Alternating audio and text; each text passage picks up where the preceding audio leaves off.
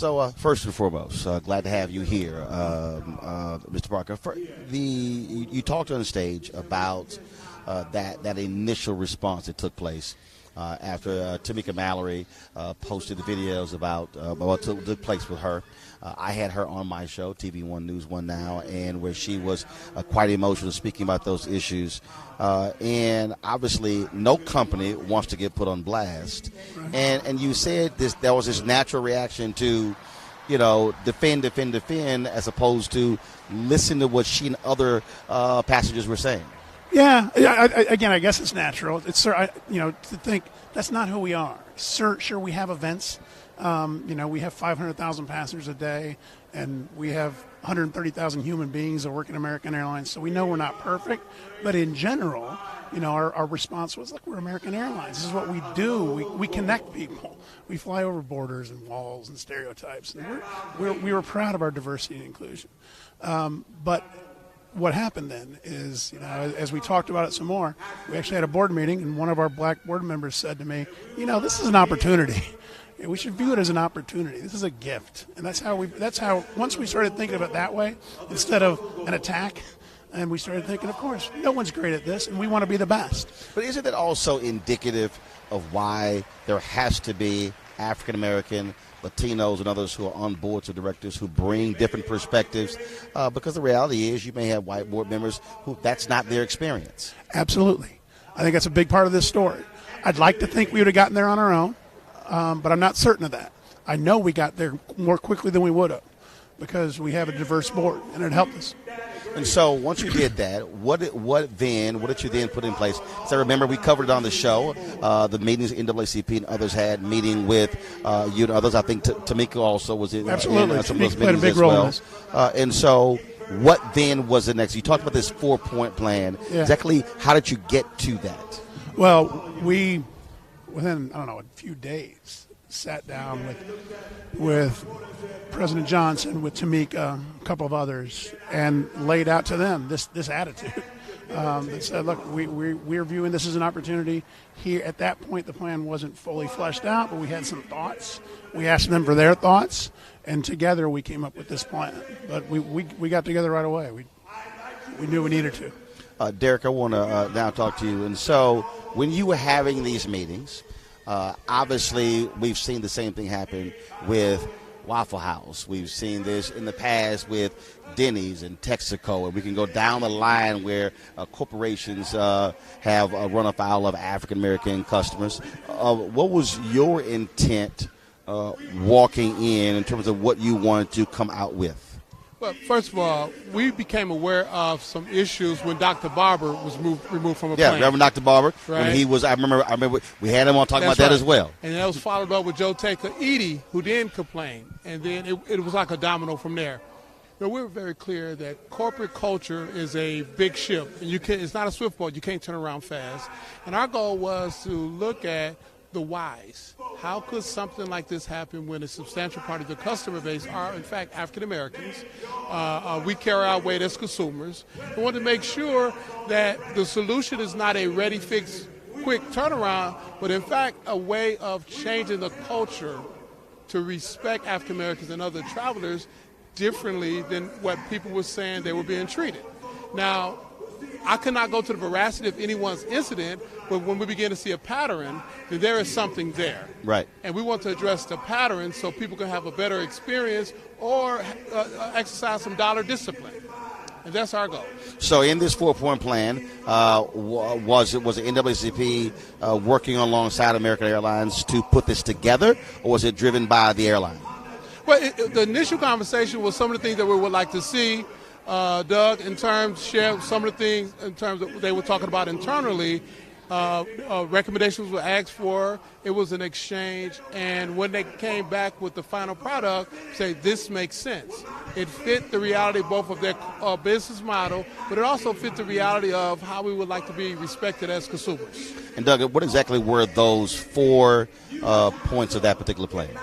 Well, first, bringing in an outside consulting firm to just give us an independent assessment where American is on all of our and everything in the company as it relates to diversity. Was that a black firm? Was that a? It's a group. It's a group called IBIS Consulting. Okay. They do this for other large firms. Okay. Frankly, there aren't that many that do this kind of work on this large a scale. So it took us a while to find somebody, but they've been fantastic. They're doing focus groups with our customers, focus groups with our team members, and they're going to come back and give us, everything from recruiting to hiring to customer service, everything as it relates to how we are versus what the best in the world are in terms of diversity and inclusion.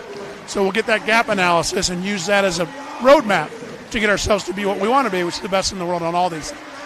Second, implicit bias training for everyone in the company. We have 130,000 employees, all of whom will have some implicit bias training in 2018.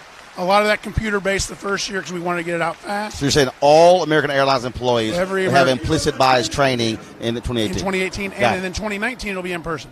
So, yeah, and it'll be part of our continuing education program. We expect to be part of our training program forever. Third, we've improved our customer outreach as it relates to discrimination claims. We, again, probably like other airlines, had those type of complaints go in just like we had flight delays. And someone that feels discriminated against should get a phone call at least and be listened to a little faster and more direct, not even a lot faster. Not that we don't take care of the flight delays as well, but those go through a process that is different than we should handle discrimination claims. So we've changed that process, and we've changed our processes for escalating events on airplanes, making sure that it gets escalated to the right levels. The last thing we've done is for our team members. We always had, like large organizations all do, a process by which our team members could raise complaints about discrimination, but we found out it wasn't as well advertised as it should have been. Some people didn't know about it, and those who did, and a lot of people didn't trust it. So we've made it clear to everyone how the process works, and so those four things comprise the plan. And Derrick, how vital is it for corporations to respond quickly, to listen, and to make it clear that fighting it, you can do that, but at the end of the day, you're dealing with a customer-driven industry, and people can always say, fine, I'll take my dollars elsewhere. But it's critical that companies understand when certain complaints become persistent and have an open dialogue with organizations like NAACP. One of the things when Doug and I first got on a call, he said, I wish someone would have called. I said, we didn't have anybody to call. There was no relationship. Corporations are driven by consumers. Consumers have organizations like NAACP where they vest their interest in, and that's why we're here as a vehicle. In addition to that, as NAACP, we understand that there needs to be a bottom line reality to all of these decisions. Doug, he's answerable to shareholders, and he's obligated legally to maximize their profit. We're consumers, so our approach needs to also align that reality. They're not foundations. We're not here just to suck up resources. We want to make sure that African Americans have a good experience like any other customers that support that airline. Doug, were you surprised that American Airlines did not have a formal relationship with the NAACP? Yeah, I guess so. Again, certainly. And I thought we do now. Again, we had outreach to a lot of organizations, but we didn't have one with the NAACP. And now we do, and we're pleased that we do. Derrick, when NAACP issued the travel advisory against the state of Missouri, and then when it issued against American Airlines, for folks who don't quite understand that, what was the value of that, and why did you think it was important to issue that? But it was important for me in my tenure to utilize new tools to make sure that corporations are accountable to the needs and interests of African American customers. In addition to that, we are launching today a fund in partnership with a fund manager that's going to be traded on the stock market. We can't market it because we have an outside third party, and the values of NAACP around diversity and inclusion will be a part of what we evaluate to determine if these are good corporate citizens for the African American community. And so what specifically was it when you reached that point where you said we should lift this travel advisory? Well, when you sit down with a company, they come to the table with integrity, you have a set of agreements and everyone followed through, it is incumbent upon NAACP to also be responsible and responsive that we had a set of things that we were pursuing. Those things are being met. Now let's inform our delegates in the community where we are. That is a character-driven proposition from this organization as we work with partners who also operate in integrity.